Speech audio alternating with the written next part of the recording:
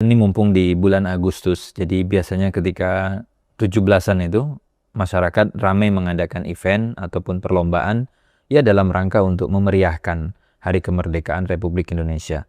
Dan banyak pertanyaan yang biasanya disampaikan berulang terkait dengan lomba 17-an, terutama dari sisi apa hukumnya mengikuti perlombaan 17-an yang mana pemenang itu ada hadiah. Jadi mereka ragu, boleh nggak anak-anaknya atau bahkan mungkin bapak-bapaknya atau bahkan ibu-ibunya ikut dan nanti dapat hadiah. Itu dianggap judi atau tidak. Karena memang sumber dari hadiah itu umumnya itu diambil dari urunan. Jadi nanti ada panitia keliling atau mungkin diumumkan di grup RT, di grup RW, lalu bilang, Bapak Ibu, kita ada sumbangan mungkin 100.000 per rumah atau 50.000, nanti akan kita pakai untuk operasional dan juga hadiah lomba. Nah, mungkin ada juga yang dari sponsor Ustaz ya, tapi kebanyakan sih dari sumbangan warga itu sendiri, lalu mereka jadi peserta atau mungkin anak-anaknya yang ikut nanti ada hadiah. Nah, pertanyaannya, kalau dengan skema semacam ini, lalu kita ikut, boleh nggak dapat hadiahnya? Apakah itu termasuk judi atau tidak, Ustaz? Alhamdulillah wassalatu wassalamu ala Rasulillah. Dalam hadis riwayat Abu Dawud, At-Tirmidzi dan yang lainnya, Nabi SAW pernah mengatakan, La sabaqa illa fi khuffin au hafirin au naslin. Tidak boleh ada sabak kecuali untuk perlombaan pacuan onta, pacuan kuda, dan memanah. Kata sabak di sini ada dua cara baca. Bisa dibaca baknya disukun, bisa dibaca baknya di fathah, bisa dibaca sabaqo, bisa dibaca sabaqo. Kalau dibaca baknya disukun, sabaqo bermakna musabaqo. Tidak boleh ada perlombaan. Tidak boleh ada perlombaan kecuali lomba pacuan onta, kuda, dan memanah. Tapi kalau baknya kita baca dengan fathah, la sabaqo, artinya tidak boleh ada taruhan. Tidak boleh ada taruhan kecuali untuk lomba pacuan kuda, pacuan onta atau memanah. Baik, hadis ini kita jadikan sebagai acuan ya, tentang masalah hukum adanya hadiah terkait perlombaan. Kalau lomba untuk 3 ini, maka keberadaan hadiah, kemudian taruhan bahkan hukumnya diperbolehkan atas izin dari Nabi SAW. Kalau selain ini, sebagaimana lomba dalam 17-an kan rata-rata selain dari 3 ini, seperti misalnya lomba lari karung, kemudian kelereng dan seterusnya, seperti lomba anak-anak. Maka dalam lomba ini tidak boleh ada taruhan. Ya. Kemudian tidak boleh ada hadiah yang itu diambilkan dari biaya iuran para peserta. Karena ini semakna dengan taruhan. Terus bagaimana kalau misalnya iuran itu adalah dari warga? Lalu setelah itu nanti akan ada perlombaan dan dipakai untuk hadiah perlombaan tadi. Untuk iuran dari warga, kemudian panitia memberikan izin kepada seluruh warga silahkan ikut semua perlombaan yang ada. Maka ini semakna dengan itu. Berarti mereka membayar sesuatu dan nanti ada yang menang, ada yang kalah. Misalnya untuk jalan sehat. Terus diundi dari iuran warga, anggaplah misalnya masing-masing 100.000 per kakak. Lalu dipakai untuk hadiah jalan sehat. Ada yang dapat, ada yang tidak. Berarti kan ada yang menang, ada yang kalah. Dan itu semakna dengan judi. Karena itu praktek seperti ini ya tidak seharusnya dilakukan. Lalu bagaimana kalau misalnya tetap ingin menyelenggarakan yang sama? Kalau bisa hadiahnya dari sponsor. Dan jika memang ada iuran dari warga, iurannya sama sekali tidak dipakai untuk hadiah. Tapi iurannya dipakai untuk biaya operasional. Misalnya untuk perbaikan atau untuk pasang umbul-umbul di jalan. Atau untuk kegiatan 17-an secara umum.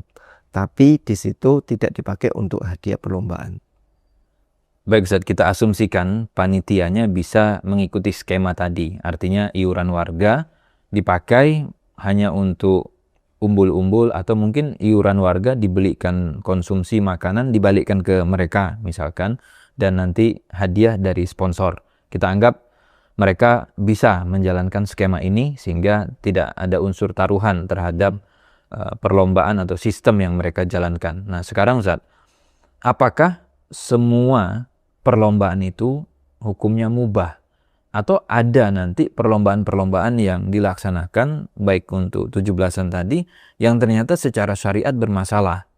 Ada nggak rambu ataupun kaidah ataupun koridornya? Misalkan contoh kan yang biasanya dilakukan itu joget balon Ustaz. Jadi suami istri mungkin pegangan, terus balonnya di tengah gitu kan jalan. Biasanya semakin heboh itu teriakan pengunjung makin lucu, makin itu kan semakin meriah gitu. Karena yang dicari kan meriahnya itu, Ustaz. Kalau lombanya lurus-lurus aja kayaknya jadi tidak menarik gitu, Ustaz. Nah, tapi kan kita butuh rambu untuk panitia atau untuk warga. Kira-kira lomba yang seperti apa yang boleh dilaksanakan, boleh digelar gitu untuk diikuti. Intinya tidak boleh ada unsur maksiat. Kata kunci ya.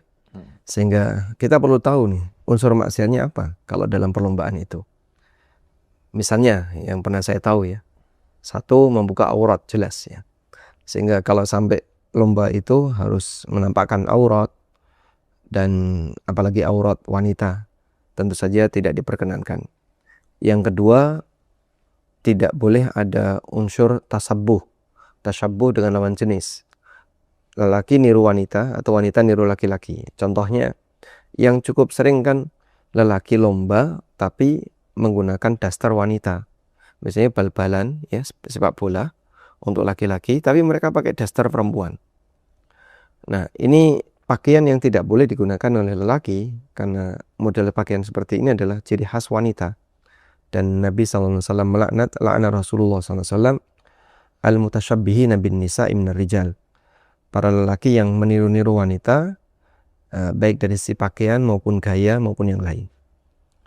Kemudian yang ketiga, tidak diperkenankan lomba ini mengandung unsur ekspos hal yang mempermalukan. Jadi misalnya joget-joget suami istri di depan umum, dan ya tidak selayaknya itu dilakukan karena ini akan menampakkan lekuk badan dan seterusnya. Lalu di antara yang juga tidak boleh adalah lomba memukul wajah. Karena Nabi SAW mengatakan wala tadribil wajha, tidak boleh kamu memukul wajah. Misalnya lomba apa ini? Menampar ya. Sehingga orang bertarung untuk saling menampar. Siapa yang nanti dia tidak jatuh pada saat ditampar, maka dia menang. Nah, model perlombaan seperti ini dalam syariat kita dilarang. Kalau memang nggak boleh pukul wajah, Ustaz, bagaimana dengan lomba yang biasanya pukul guling atau pukul bantal? Itu apa yang mau dipukul, Ustaz? Karena kata Ustaz tadi kan nggak boleh lomba pukul wajah. Tapi ini termasuk lomba yang biasanya rame atau sering dilaksanakan. Mereka di atas kali, di atas sungai gitu kan, atau kadang di atas lumpur, itu pegang bantal atau pegang guling dan saling pukul. Kalau nggak wajah yang dipukul apa? Misalnya, ya mungkin badan bisa gitu kan, tapi seringkali itu pasti kena wajah, kenanya kepala gitu. Terus yang kedua, yang juga umum misalkan lomba panjat pinang gitu, Ustaz. Itu kan memang tidak ada wajah, tapi dipijak-pijak kawannya, Ustaz, biar sampai ke atas. Itu gimana? Ya, kalau tidak boleh mukul wajah, ya berarti mukul selain wajah. Badan kan bisa ya. Terus gimana kalau beresiko kena wajah? Ya mungkin wajahnya bisa diamankan pakai helm atau apa. Kalau sekiranya itu beresiko kena wajah. Intinya kesengajaan untuk mukul wajah. Lomba sengaja mukul wajah. Seperti tinju itu kan sengaja mukul wajah ya. Atau nyerang wajah. Ya, ini tidak boleh. Tapi kalau tidak sengaja kena wajah, beda lagi. Nah, seperti lomba pukul pakai guling, ya, itu arahnya kan ke badan. Ya mungkin terkadang kena wajah, tapi arahnya badan. Dan wallahu alam, yang saya tahu kalau tidak sampai buka-bukaan aurat ya insya Allah tidak masalah, selama tidak terlalu berbahaya. Kalau berbahaya misalnya ketika jatuh ini cukup beresiko karena terlalu tinggi, misalnya airnya kurang dalam, lumpurnya juga kurang empuk, sehingga kalau jatuh itu bisa beresiko, ya sebaiknya jangan dilakukan. Nah, ukuran resiko ini dikembalikan kepada bagaimana perhitungan masyarakat dalam melihat itu. Panjat Pinang saya kira juga sama. Itu kan kerjasama bagaimana mereka bisa membersihkan ya, yang oli atau gajih yang menutupi pinang tadi. Nah, saat mereka bekerja sama seperti itu, lalu nanti bisa dapat hadiah yang dipasang di atas, kemudian sampai harus naik di pundak-pundak temannya. Ya selama ini, satu tidak saling buka aurat, yang kedua tidak membahayakan, sebab mereka kan tidak sedang berkelahi, tapi mereka sedang bekerja sama. Semoga tidak masalah. Cuman lagi-lagi pertimbangkan sisi resiko. Saya pernah lihat saya tidak melihat langsung, tapi dengar dari laporan warga, ada yang sampai pingsan karena dia pundaknya diinjak sama atas-atasnya, terus dia pingsan atau apa gitu. Nah, model beresiko seperti ini mungkin juga perlu dijadikan pertimbangan. Jangan sampai mau gembira tapi justru malah merenggut nyawa.